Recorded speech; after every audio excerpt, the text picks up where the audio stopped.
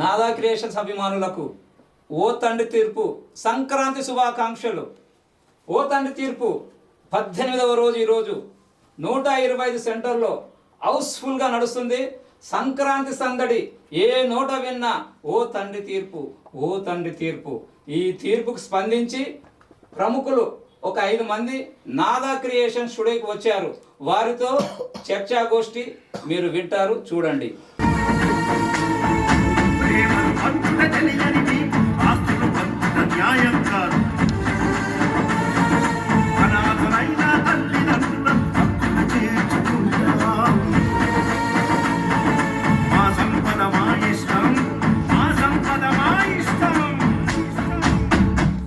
నాదా క్రియేషన్స్ అభిమానులకు సంక్రాంతి శుభాకాంక్షలు. ఓ తండ్రి తీర్పు 18 రోజుల నుంచి 125 సెంటర్లో సంక్రాంతి సంబరాలు జరుపుకుంటున్న వీక్షకులకు మరియు నాదా క్రియేషన్స్కి వచ్చిన అభిమానులకు వారితో చర్చాగోష్ఠి ఉంటుంది. మీరందరూ చూడాలి. ఈ సినిమా చాలా బ్రహ్మాండంగా ఉంది. ఉత్తమ కుటుంబ చిత్రం. ఈ 2024లో గత 10 సంవత్సరాల నుంచి ఇలాంటి సినిమా రాలేదని నాకు ఎన్నో మెసేజెస్ వచ్చాయి. నేను రిలీజ్ నుంచి ఇప్పటి వరకు ఒక 25 వీడియోలు పెట్టాను. 25 వీడియోలకు స్పందన బాగుంది. అలాంటి సినిమా గురించి ప్రముఖులు శ్రీ లక్ష్మీనారాయణ గారు, సింగరేణి అనుభవాలు కానీ సింగరేణి నిధి, ఆయన ఈ చిత్రంపై తన అభిప్రాయాన్ని నాదా క్రియేషన్ ప్రజలకు చెప్తాడు. నమస్కారం. ఈ మధ్య 2024లో మానవతా విలువలు పూర్తిగా పడిపోయినాయి. అలాంటి మంచి అంటే విలువలు పడిపోయిన సందర్భంలో ఈ సినిమా రావడం మాత్రం అందరికీ ఒక సందేశం కాదు, ఒక స్ఫూర్తినిచ్చింది. తన ప్రవర్తనలో మార్పు చేసుకోవాలనే ఒక చిన్న ప్రయత్నం, గొప్ప మనసుతోని మానవత్వంగా ఒక గుండె ధైర్యంతో ఒక సినిమా తీశారు. ఆ సినిమానే ఓ తండ్రి తీర్పు. అది 2024 నుంచి 2025లో కూడా చక్కగా ప్రదర్శించబడుతుంది. తప్పనిసరి చూడాల్సిన సినిమా. పిల్లలు, పెద్దలు, ముసలి వాళ్ళు అందరూ చూడాల్సిన సినిమా ఓ తండ్రి తీర్పు అండి. ఈ ఓ తండ్రి తీర్పు వల్ల మీరు ఏం అనుభూతి చెందారు? ఏం అనుభూతి అంటే, ఇప్పుడు పెంపుడు కుక్కల్ని ఏసీ రూమ్లో మంచాల పైన పక్కలో పడుకోబెట్టుకొని గుడ్ మార్నింగ్లు, గుడ్ నైట్లు చెప్పుకుంటూ మురిసిపోతున్నారే. కానీ పెంచి పెద్ద చేసి మీ ఉన్నత స్థితి చూసి గర్వించే తల్లిదండ్రులకు మీరేమిచ్చారు? ఒంటరితనం, ఎవ్వరూ లేని ఏకాకితనం.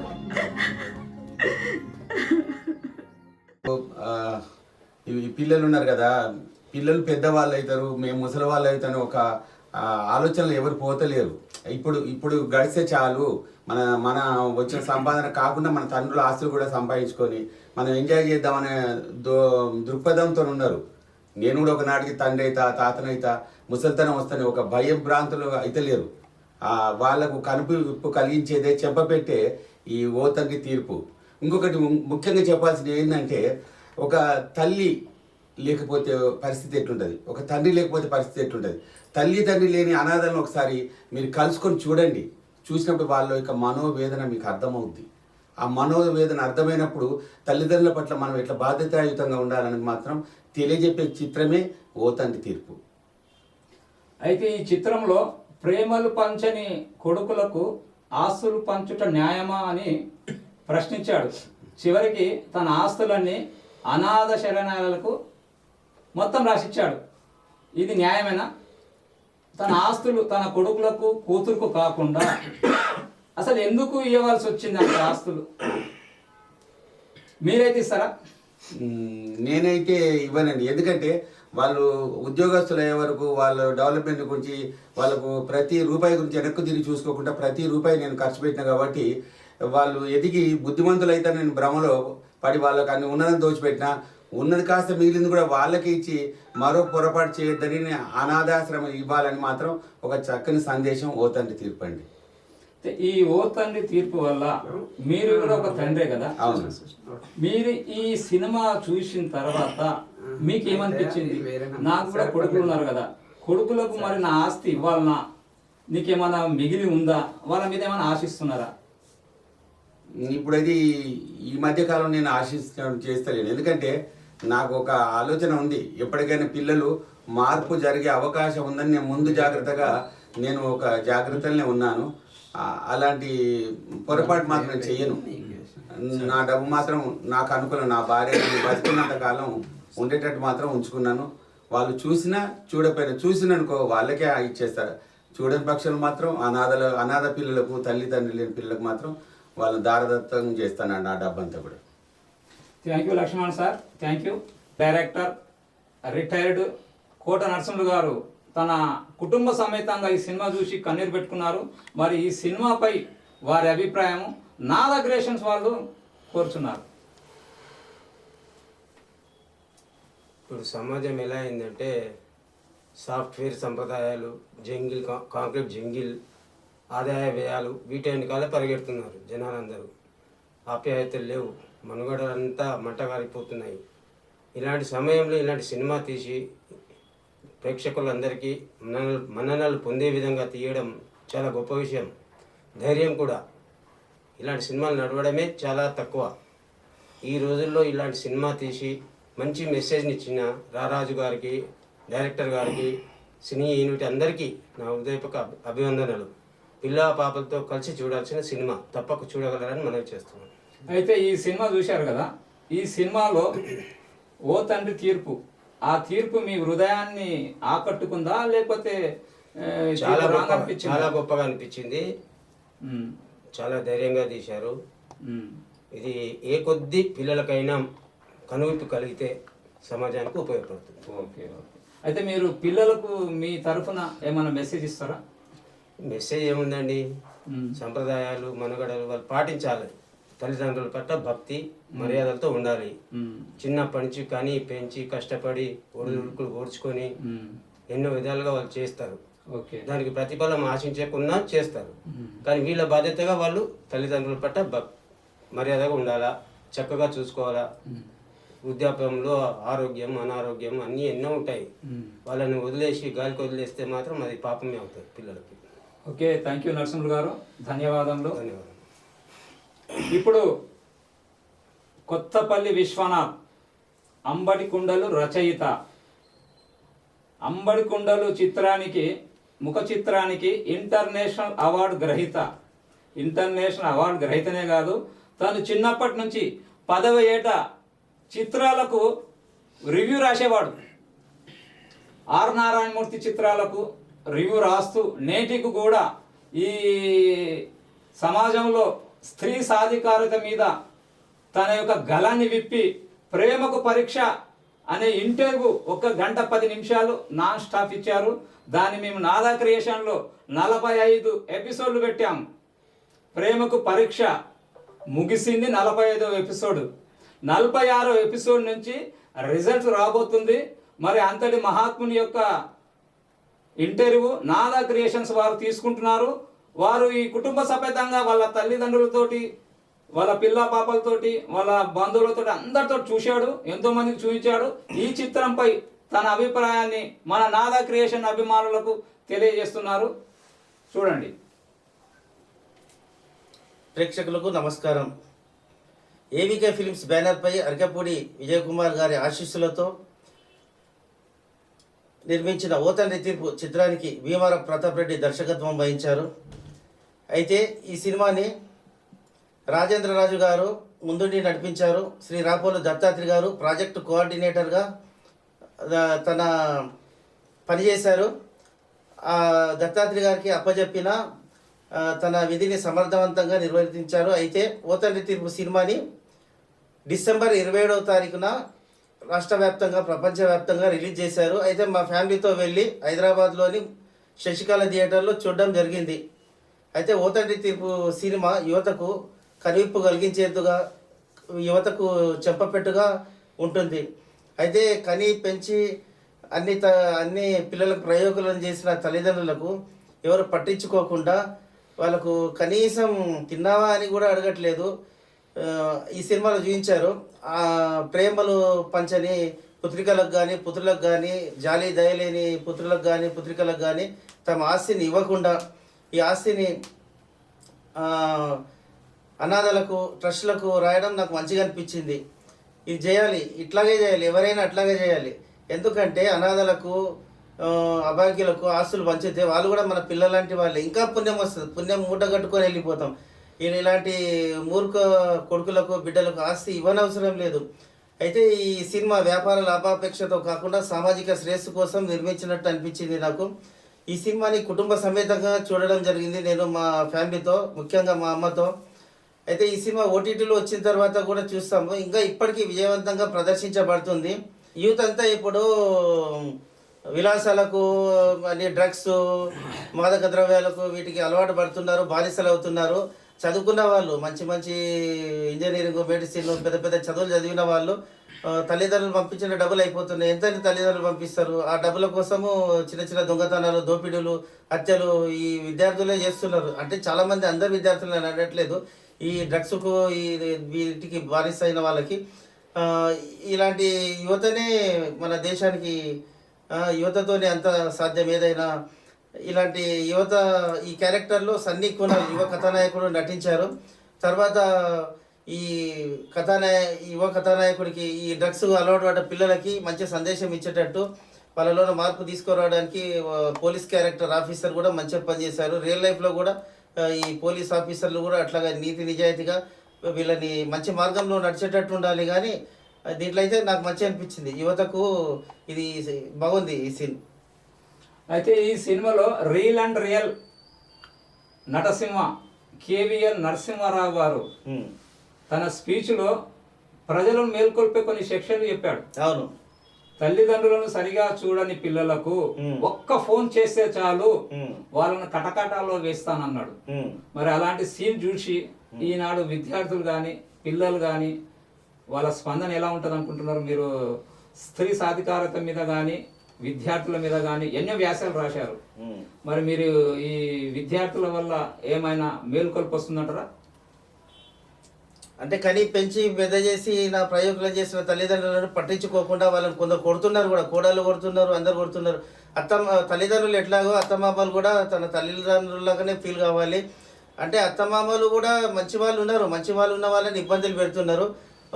అత్తమామలు కూతుర్లకు కూడా కనుక్కున్నందుకు వాళ్ళకు కూడా ఉంటుంది, పట్టించుకోవాలి. తల్లిదండ్రులకు కొడుకే అని కాదు, వాళ్ళు కూడా పట్టించుకోవాలి.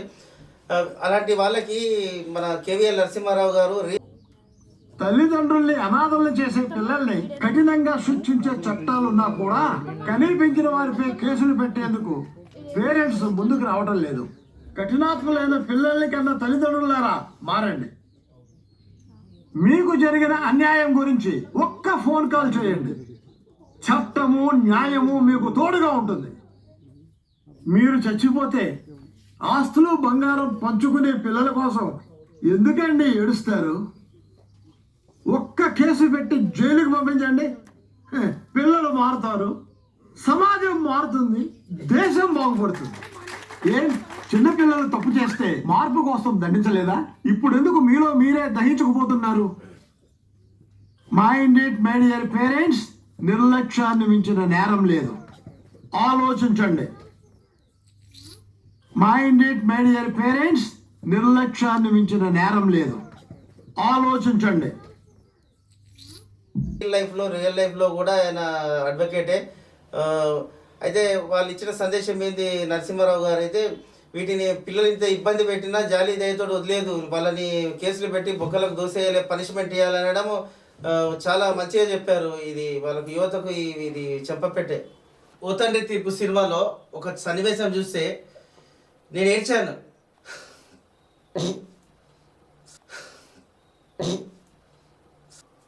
ఓ తండ్రి తీర్పు సినిమా చూసి నేను ఏడ్చాను. చాలా బాధ అనిపించింది. ఎందుకంటే ఆ ముసలి తల్లిదండ్రులు మనవరాళ్ళ కోసము, మనవళ్ళ కోసము, కొడుకు కోసం, కోడళ్ళ కోసము ఎవరెవరికి ఇష్టమైన తినుబండారాలు వాళ్ళకి తీసుకెళ్తే మరీ ఘోరము.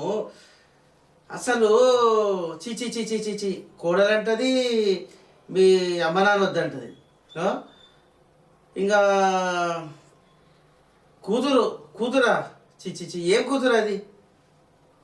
బాధ అనిపించింది. మీరు ఇన్ఫార్మ్ చేయకుండా వస్తారా? చెప్పకుండా వస్తారా? నేను పార్టీలకు వెళ్ళాలి, దావత్లకు వెళ్ళాలి అంటే ఇంత ముసలి తల్లిదండ్రులు వచ్చినప్పుడు మరి బాగున్నారా నాన్న, బాగున్నారా అమ్మ, వచ్చారా ఏంది అనేది ఏం లేదా? సరే ఇన్ఫార్మ్ చేయకుండా వచ్చారు, అన్నయ్య దగ్గరికి వెళ్ళు అంటది ఆ కూతురు. అన్నయ్య దగ్గరికి వెళ్ళొచ్చామమ్మా ఆల్రెడీ, చెల్లాయి దగ్గరికి వెళ్ళంటని మీ అన్నయ్య అంటే అట్లనే అంటారు. సరే మేమైతే వెళ్ళిపోతున్నాం అని తల్లిదండ్రులు చూడంగానే కీ లాక్ చేసుకొని వెళ్ళిపోతారు. వాళ్ళు ఏమైపోవాలి ఆ ముసలి తల్లిదండ్రులు? సరే వెళ్ళిపోతారు, రోడ్డు పాలైపోతారు. చాలా బాధ అనిపించింది నాకైతే, చాలా బాధ అనిపించింది. కన్నీరు పెట్టిన నా ఆవేదన అయితే చాలా బాధ అనిపించింది. ఇదే ఘోరమా? సరే లేమ్మా, నేను మీ పిల్లల కోసము స్నాక్స్ తినుబండారాలు అవి చేసుకొచ్చాను, కనీసం అవే నా బ్యాగ్ అన్నా పెట్టిపోతున్నామంటే అక్కర్లేదు తీసుకెళ్ళండి బ్యాగ్ అంటే. తల్లిదండ్రులు ఎంతో ప్రేమతో వాళ్ళ ప్రేమను రంగరించి కలబోసి తీసుకొచ్చిన నేతితో చేసిన తినుబండారాలు తినడం అంటే ఎంత అదృష్టం ఉండాలి. మనం కొనుక్కొచ్చి తినడం కాదు, వాళ్ళ ప్రేమను కలగలిపి తీసుకొచ్చిన స్నాక్స్ బ్యాగ్ అన్నా పెట్టిపోతాం తల్లి, మమ్మల్ని పిలవకున్నా పర్లేదు వెళ్ళిపోతామంటే కూడా తిరస్కరించారు. ఇది చాలా ఘోరం. ఈ సినిమాలో ఒక సన్నివేశం బాగా నాకు కంట దడిపెట్టించింది, చాలా ఆలోచించేటట్టు కూడా చేసింది. బాగున్నావా అమ్మా అంటే, మీరు ఇప్పుడు వచ్చారుగా బాగానే ఉంటాం అని అంటుంది. బాగున్నావా అంటే ఇప్పటిదాకా బాగానే ఉన్నాము, మీరు వచ్చారు కదా, ఇప్పటిదాకా బాగానే ఉన్నామంటది డైలాగు. ఈ సినిమాలో ఒక సన్నివేశము నాకు చాలా కంట దడిపెట్టించింది. బాగున్నావా అమ్మా అంటే, బాగానే ఉన్నాం ఇప్పటిదాకా, ఇప్పుడు నీవు వచ్చావుగా, ఇప్పటిదాకా బాగానే ఉన్నాం, ఇప్పుడు నీవు వచ్చావుగా అని అంటుంది. అంటే దీని అర్థం ఏంది? అంటే మేము బాగున్నాము, ఇంకా నీవు వచ్చినావు కదా, ఇంకా మాకు అన్హ్యాపీ ఉంటుంది అనే అర్థము. చాలా మరిఘోరం ఇది. అయితే లక్ష్మీనారాయణ గారికి ఒక క్వశ్చన్ వేయడం మర్చిపోయాను. అయితే ఈ సినిమాలో తండ్రిగా ఫెయిల్ అయ్యాడు కానీ గురువుగా పాస్ అయ్యాడని రాజేందర్ ఎస్ఐ గారు ఒక మంచి మెసేజ్ ఇచ్చారు. ఆ మెసేజ్ విన్న తర్వాత మీకు ఏమనిపించింది సార్? అంటే తన ఒక గురువు గారు పిల్లలకు బోధన చేసి అభివృద్ధి చేసింది, కానీ తన కొడుకులకు మాత్రం ఆ బోధన చెవికెక్కలేదు. దానివల్ల అప్రయోజులయ్యారు, తండ్రిని పక్కన పెట్టారు. అది తప్పని తెలియజేయడానికి ఆ శిష్యుడు వాళ్ళకు జ్ఞానోదయం కలిగించుడు. ఆ జ్ఞానోదయం కలిగించిన సినిమానే ఓ తండ్రి తీర్పు. బాగా చూసుకునే కొడుకులకు అమ్మ నాన్నలుండరు, ఉన్నా వాళ్ళేమో కొడుకుల దగ్గర ఉండరు. నా సర్వీస్లో ఎన్నో నేరాలు ఘోరాలు చూశాను, ఎంతో మంది కిరాతకుల్ని హంతకుల్ని చూశాను. కానీ వాళ్ళందరికంటే మోస్ట్ క్రిమినల్స్ ఎవరో తెలుసా? కొడుకులు. తల్లిదండ్రుల్ని పట్టించుకోని కొడుకులు కూతుళ్ళు మాత్రమే. Yes, the most dangerous criminals are heartless daughters and sons. నరక యాతను అనుభవిస్తూ నీకు జన్మనిస్తూ పునర్జన్మనెత్తుతుంది తల్లి. తన కోరికలు చంపుకొని నీ కోరికలు తీర్చేవాడు, నీ బతుకు కోసం తన బతుకంతా నాశనం చేసుకునేవాడు తండ్రి. అలాంటి త్యాగమూర్తుల్ని రోడ్డును పడేస్తారా? అనాథల్ని చేస్తారా? ఇలాంటి వాళ్ళు భూమికి భారం. నాకు గనక పర్మిషన్ ఇస్తే నేను ఎన్కౌంటర్ చేసేది క్రిమినల్స్ ని కాదు, తల్లి తండ్రుల్ని పట్టించుకోని పిల్లల్ని. బతుకునిచ్చిన అమ్మా నాన్నల్ని నిర్లక్ష్యం చేసే పిల్లలు బతుకున్న చచ్చిన శవాలతో సమానం. వాళ్ళకు ఆ శిష్యుని ద్వారా అంటే తన తండ్రి చెప్పే మంచి వాక్యాలు వాళ్ళకు బురకెక్కలే, శిష్యునికి ఎక్కినాయి.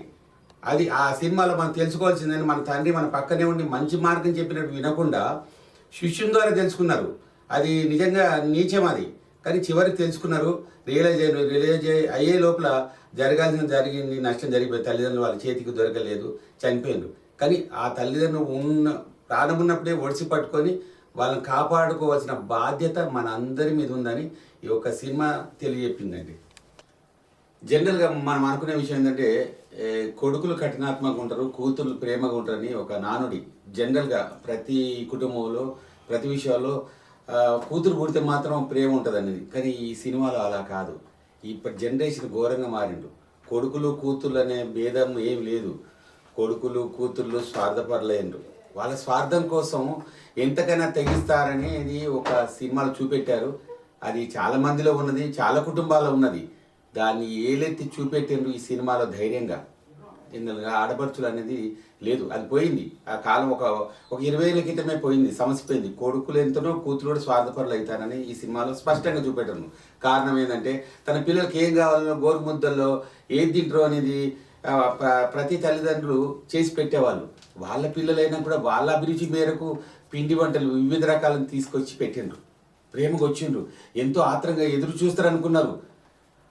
అందరూ చుట్టుముట్టి నన్ను సంబరం ఆశ్చర్యాలకు లోన్ చేసిన ఒక తల్లి తండ్రి వస్తే వాళ్ళు ఇచ్చిన సమాధానం ఏమిటి? మాకు మేరే మీటింగ్ ఉంది, అమ్మ మీరేమనుకోవద్దు, మీరు చెల్లె దగ్గరికి వెళ్ళండి అని ఎంత నిష్ఠూరంగా మాట్లాడిండ్రు. సరే, కొడుకంటే మనకు ఎన్నికో సమాజంలో ఉన్నది విషయమే, కొడుకులంటే కఠినంగా ఉంటారని. మరి కూతురు దగ్గరికి వెళ్ళిండ్రు, కూతురు దగ్గర ఏం సమాధానం? అదేనా సమాధానం? ఏమ్మా బాగున్నామని ఎంతో ప్రేమగా, లోపంచి ఆవేదనతో ఎంతో ప్రేమగా కూతుర్ని ఆలింగనం చేసుకుని దగ్గర పోతే బాగున్నారా అమ్మ అంటే ఆమె ఇచ్చిన సమాధానం ఏంటి?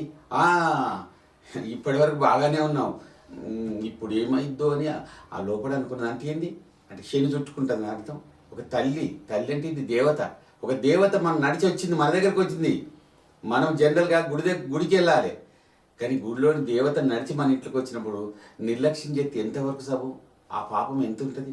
నువ్వు ఎన్ని గుళ్ళు గోపురాలు తిరిగినా ఆ పాపం మీకు చుట్టుకుని ఉంటుంది. అది అర్థం చేసుకోండి ఆడపడుచులారా. కొడుకులు అంటే విషపూరితం అనుకుంటారు, కూతురు కూడా విషపూరితమై సమాజాన్ని భ్రష్టు పట్టేయకొద్దని నా యొక్క మనవి చేస్తున్నమ్మా. ఈ సినిమా చూడండి, మీరు చూసి కళ్ళు తెరవండి. ఈ సమాజాన్ని మార్పు చేయడం మీదే, మీ చేతుల్లోనే ఉంది. మీరు మీ పిల్లల చేతుల్లో ఉంది. వాళ్ళ పిల్లలను ఒక మంచి భవిష్యత్తున్న పౌరులుగా మార్చండి. భావితరాలుగా వాళ్ళే, మీరే. ముసలి వాళ్ళ మేము కాదు. అందుకోసమని దయచేసి నా మనవి వింటారని ఈ సినిమాను స్ఫూర్తిగా తీసుకుని మార్పు చేయడానికి ప్రయత్నం చేస్తారని నా యొక్క మనవి. ఒక సన్నివేశంలో తండ్రి ఒక మీటింగ్లో ఉపన్యాసం ఇస్తున్నాడు. తండ్రి దగ్గర కొడుకు ఆవేశంగా వచ్చేసి, ఆపు, ఆస్తిలో నీకెంత హక్కు ఉందో నాకెంత హక్కు ఉందని. ఏం గట్సు, ఏమున్నది హక్కు అని? నువ్వేం చెమట వచ్చి తండ్రికి ఇచ్చినావు ఆస్తి? ఏ విషయంలో నువ్వు తండ్రిని నిర్దేశానికి ఆస్కారం ఉంది? ఈ సినిమాలో చూపెట్టారు. అది ఎంత ధర్మం? అధర్మము, అన్యాయం కూడా. కానీ ఆ తండ్రి ఎంత విలవిల్లాడిండు.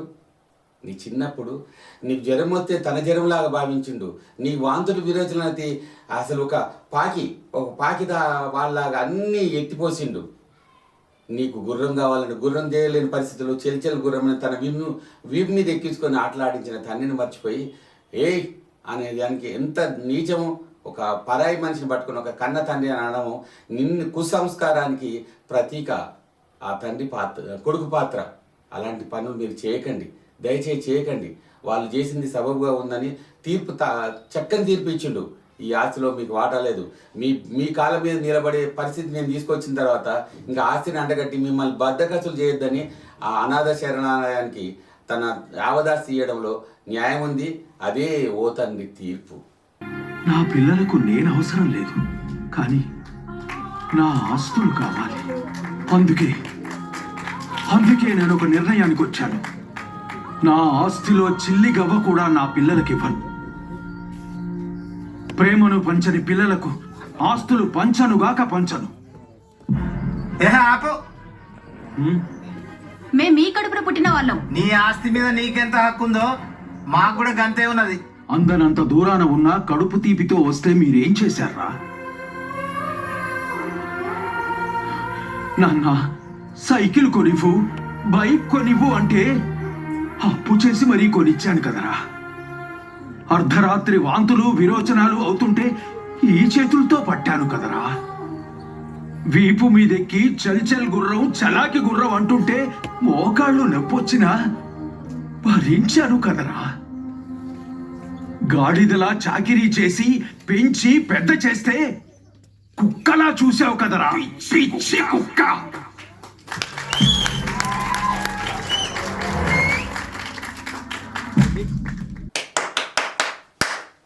Thank you Lakshman sir. చివరగా మన కోట నరసింహ గారు ఆయన సమాజంలో ఎన్నో సమస్యలు పరిష్కరించారు. ఇలాంటి సమస్యలు నేను కళ్ళారా చూశాను.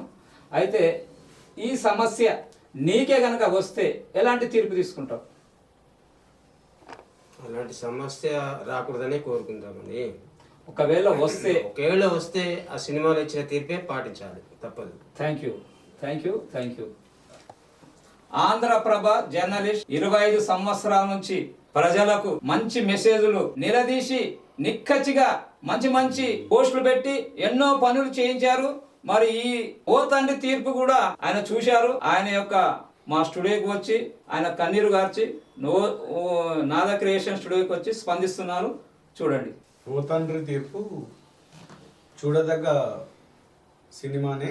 కుటుంబ సభ్యులతో అందరూ చూడాలని నేను కోరుతున్నా. ఎందుకంటే ఈ కథా చిత్రం లోపల సన్నివేశాలు ఇప్పుడు ప్రస్తుత తరుణంలో జరుగుతున్నాయే వాళ్ళు కళ్ళకు కట్టినట్టుగా తీసిన సినిమా ఇది. ఈ సినిమా చూసిన వాళ్ళు కన్నీటి శోకంలో తప్పకుండా మునుగుతారని, ఇలాంటి సినిమాలు తీయడం అభినందనీయం. డైరెక్టర్ కానీ దీనికి సంబంధించిన చిత్ర పరిశ్రమ వారందరికీ పేరున కృతజ్ఞతాభివందనాలు తెలియజేస్తున్నా. ఎందుకంటే ఇలాంటి చిత్రాలు తీయడం ఈ రేపటి పౌరులకు అవగాహన కల్పించేందుకే ఇవి సినిమా. అలాంటిది కండ్లకు కట్టినట్టు చూపిస్తున్నారు కాబట్టి సమాజంలో కొంతైనా మార్పు వస్తుందని చెప్పి ఆశిస్తున్నా. ఓ తండ్రి తీర్పు చాలా బాగుంది. ఇలాంటిది తీయాలి, ప్రజల్లో లోపల చేరవేస్తేనే అవగాహన కలుగుతుంది. రేపటి పిల్లలు కూడా మారేందుకు ఇది చాలా దోహదపడుతుంది. ప్రస్తుత తరుణంలో పిల్లలు చెడు వ్యసనాలకు బానిసలై తల్లిదండ్రులను పట్టించుకోకుండా ఉన్నారు. ప్రధాన కారణం ఏంటంటే సెల్ ఫోన్ ద్వారా మొత్తం యువత నాశనం అయిపోతున్నారు. ఈ నాశనం అయిన తర్వాత తల్లిదండ్రులు బాధలు వాళ్ళు ఇవన్నీ బాధలు ఉంటాయి. కాబట్టి ఈ చక్కని సందేశం ఇవ్వడానికే ఈ ఓ తండ్రి తీర్పు సినిమాను తీశారు. చాలా బాగుంది, అందరు చూడాలి, చూడదగ్గ సినిమా. ధన్యవాదములు బిట్లరాజు గారు. అయితే ఈ నాద క్రియేషన్స్ మీకు ఒక ప్రశ్న వేస్తుంది. మీరు చాలా చక్కటి సందేశాన్ని ఇచ్చారు యూత్ గురించి. మరి ఈనాడు యూత్ డ్రగ్స్కి అలవాటు పడిపోతున్నారు, మీరు అన్నట్టు మొబైల్ కూడా అలవాటు పడుతున్నారు. ఈ రెండుని నివారించాలంటే ప్రభుత్వం తరఫున కానీ ఈ సమాజంలో తల్లిదండ్రులు నిర్ణయం తీసుకోవాలా? మరి ఎలా అయితే ఈ సమాజానికి ఒక తీర్పు వస్తుంది? మీ ఆలోచన చెప్పండి. ఫస్ట్ ఆఫ్ ఆల్ తల్లిదండ్రులే మార్పు రావాలంటే తల్లిదండ్రులే ప్రధాన కారణం. తమ పిల్లలు ఏం చేస్తున్నారు, చదువుకుంటున్నారా లేదా, వాళ్ళు నిత్యము ఈ లాక్డౌన్ లోపల సెల్ ఫోన్ పాఠాలు అని చెప్పి పిల్లలను పెట్టిండ్రు. అప్పటి నుంచి ఇంకా మొత్తం ఖరాబ్ అయిపోయినారు. మొత్తం ఫస్ట్ నర్సరీ నుంచి 10th వరకు సెల్ ఫోన్ దాంట్లో క్లాసులు తీసుకోవడం వల్ల సెల్ ఫోన్లు అలవాటు పడి మొత్తం వాళ్ళ జీవితాలను నాశనం చేసుకుంటున్నారు. కాబట్టి తల్లిదండ్రులే గమనించాలి, తన పిల్లలు ఏం చేస్తుండ్రు, ఎట్లా ఉంటున్నారు అనేది గమనిస్తే తమ పిల్లలు మంచి బాటలు నడుస్తారు. ఆ మంచి బాటలు నడిచినప్పుడే వారికి కూడా మంచి చెడు అనేది తెలుస్తుంది. ఏదో పోలే నేను వచ్చిన ఫోన్ చూస్తున్నాను, మా ఆవిడ ఫోన్ చూస్తుంది, నా ప్రతి ఒక్కరు ఈపోదు రేపు మనం ఇంటికి పోతే పలకరించే దీనులే లేరు. ఎందుకంటే అమ్మ సెల్ ఫోన్ చూస్తుంది, నాయన సెల్ ఫోన్ చూస్తాడు, కొడుకు సెల్ ఫోన్ చూస్తారు. అందరు సెల్ ఫోన్కి అలవాటు పడ్డాక వచ్చిన చుట్టం కూడా మర్యాద లేకుండా అయిపోయింది. ఈ సెల్ ఫోన్ భూతం నుంచి చాలా మంది ఖరాబ్ అవుతున్నారు. అదే విధంగా మాదక ద్రవ్యాలైన డ్రగ్స్ నుంచి యువత సిగరెట్ల ద్వారా వారు ఆరోగ్యం ఖరాబు అయింది కాక జీవితాలే నాశనం చేసుకుంటున్నారు. కాబట్టి ఈ ఓ తండ్రి తీర్పు లాంటి సినిమాలు కొన్ని యువతకు సంబంధించిన చిత్రాలను నిర్మించి అవగాహన కల్పిస్తేనే సమాజం బాగుపడుతుందని నేను అనుకుంటున్నాను. ధన్యవాదాలు, మంచి మెసేజ్ ఇచ్చారు. ఇప్పుడు ఇన్స్టాంట్ పిరమిడ్ మెడిటేషన్ సెంటర్ అధినేత కృష్ణ ఓ తండ్రి తీర్పు చూసి స్పందించడానికి నాదా క్రియేషన్ స్టూడియోకి వచ్చారు. వారు యూత్కు ఎంతో మార్గదర్శకంగా ఈనాడు మరి బిట్లరాజు గారు చెప్పినట్టు యూత్ అనే కాదు పిల్లలు కూడా మొబైల్కు అలవాటు పడి తమ బంగారు భవిష్యత్తును నాశనం చేసుకుంటున్న తరుణంలో అలాంటి పిల్లలకు డ్రగ్స్ తీసుకున్న వారికి వాళ్ళని మాన్పించడానికి ఏకైక మార్గం ఈనాడు కార్పొరేట్ హాస్పిటల్కి పోతే లక్షల రూపాయలు అవుతున్నాయి. అలాంటి భారాన్ని తగ్గించడం కోసం తాను స్వంతంగా ఒక పిరమిడ్ మెడిటేషన్ సెంటర్ను నెలకొల్పారు సదాశివపేటలో. ఎందరినో ఈ యోగా సెంటర్ ద్వారా మానసిక స్థితి నుంచి సామాన్య పౌరులుగా తీర్చిదిద్దడానికి మరి ఆ యోగా సెంటర్ ఎంతో ఉపయోగపడుతుంది. అలాగే ఈ చిత్రం చూసి దీని మీద స్పందించడానికి నాదా క్రియేషన్ స్టూడియోకి వచ్చారు, వారితో చర్చాగోష్ఠి. ముందుగా అందరికీ నమస్కారం. ఈ చాలా మంచి మెసేజ్ ఓరియంటెడ్ మూవీ తీసినందుకు ఈ మూవీ ఈ ట్రస్ట్ అందరికీ చాలా అభినందనలు తెలియజేసుకుంటున్నాం. ఇది ఈ తరుణంలో రావాల్సిన మూవీయే, ఎందుకంటే ఎలాంటి మెసేజ్ లేని మూవీసే వస్తున్నాయి. ఇప్పుడు ఇంత మంచి మెసేజ్ ఓరియంటెడ్ మూవీ రావడం వల్ల కొంతలో కొంతైనా యూత్లో మార్పు వస్తుందని మేము అనుకుంటున్నాము. మేము చూసాము, మళ్ళీ ఇంకా ఇలాంటి మూవీస్ మళ్ళీ ఇంకా రావాలి. ఇలాంటి మెసేజే యూత్కు కావాల్సింది. ఇలాంటి మెసేజ్ చూస్తూ వాళ్ళు కొంచెమైనా అరే ఇలా జరిగితే ఇలా జరుగుతుంది అని తెలుసుకొని వాళ్ళలో మార్పు వస్తుంది. వాళ్ళ యూత్ మారితే ఆటోమేటిక్గా ప్రపంచమే మారిపోతుంది. అందుకని యూత్ మెసేజ్ ఓరియంటెడ్ మూవీ చాలా బాగుంది. Thank you. అయితే కృష్ణ గారు, అంతిమంగా ఓ తండ్రి తీర్పు, ప్రేమలు పంచుట తెలియని కొడుకులకు ఆస్తులు పంచుట న్యాయమా? మరి ఈనాడు సమాజంలో తల్లిదండ్రులు తమ మనమరాళ్లకు ఎంతో కూడబెట్టి చివరికి వాళ్ళని దద్దమ్మలు చేస్తున్నారు. అలాంటి తరంలో మరి తండ్రి తన ఆస్తినంతా అనాథలకు రాసిచ్చారు. ఆ రాసిచ్చడం ఆ సబబేనా? నిజంగా అది కరెక్టేనండి. ఎందుకంటే వాళ్ళు చూసుకోనప్పుడు వాళ్ళకి ఇవ్వాల్సిన అవసరం లేదని నాకు కూడా అనిపిస్తుంది. వాళ్ళు అలా పంచడం అయితే కరెక్టే అని అనిపిస్తుంది నాకు. Okay, thank you. ముఖ్యంగా యూత్కు ఈ సినిమాలో డ్రగ్స్ గురించి చాలా చక్కగా చెప్పారు. డ్రగ్స్కు అలవాటు పడిన వ్యక్తి తాను ఏ విధంగా మారుతాడు అనేది చాలా బాగా చూపెట్టాడు. మరి ఈ డ్రగ్స్ వల్ల ఈనాడు యూత్ చెడిపోతుంది. మీరు ఇచ్చే సందేశం, మీరు ఈ మెడిటేషన్ ద్వారా వాళ్ళకి ఏమైనా చక్కటి సందేశం కానీ ఇస్తారా? ఇవ్వండి. ఏదైతే డ్రగ్సే కాదు, డ్రగ్స్ సిగరెట్ ఏది అలవాటు పడ్డా ఒక వ్యసనానికి అలవాటు పడడం అనేది యూత్కు వాళ్ళ ఫ్రెండ్షిప్ వాళ్ళ సర్కిల్ బట్టి అలవాటు అవుతుంది. కాకపోతే ఎప్పుడైతే మెడిటేషన్ ఇలాంటి ధ్యానము మెడిటేషను అది చేస్తే ఏమవుతుందంటే వాళ్ళ పైన వాళ్ళకి కంట్రోల్ తెచ్చుకునే అవకాశం వాళ్ళకి ఏర్పడుతుంది.